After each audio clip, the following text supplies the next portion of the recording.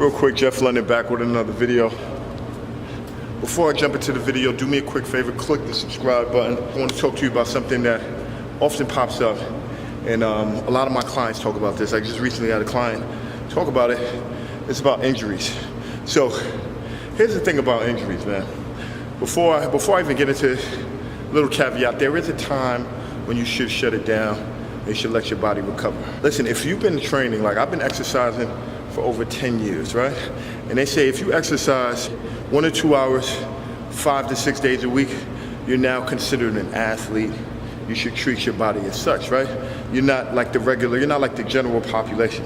And 15% of the population, of the human population, they actually exercise, right?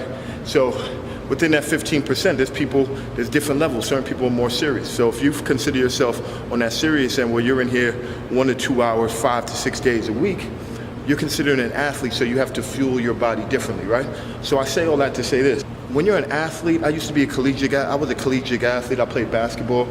And I mean, there's always something that doesn't feel right. Like if you're expecting to feel 100% all the time, I mean, that's not realistic.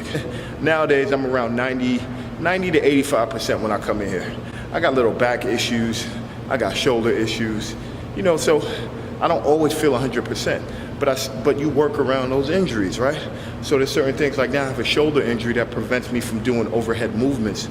So I avoid overhead movements, but I still get in here. I find different ways to exercise. So for me, chest, a lot of chest and back exercises, I have to work around them. So I find different ways to work my lats.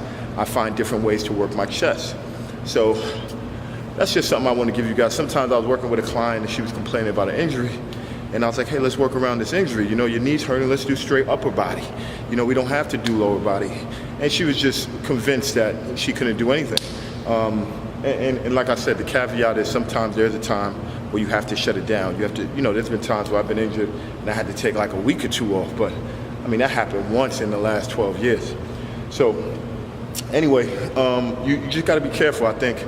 In this case, this woman was using this as an excuse because the workout was extremely hard. If you train with me, my workouts are hard, right? I put you through very hard workouts.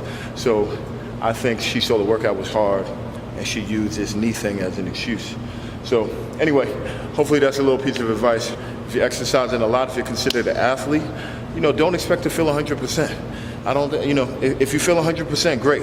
But you know, most of the people I know that's in the gym, there's something going on, whether it's a low back pain, something, you know, it just comes with the territory. Anyway, hopefully that was helpful. If it was, click the subscribe button, you heard?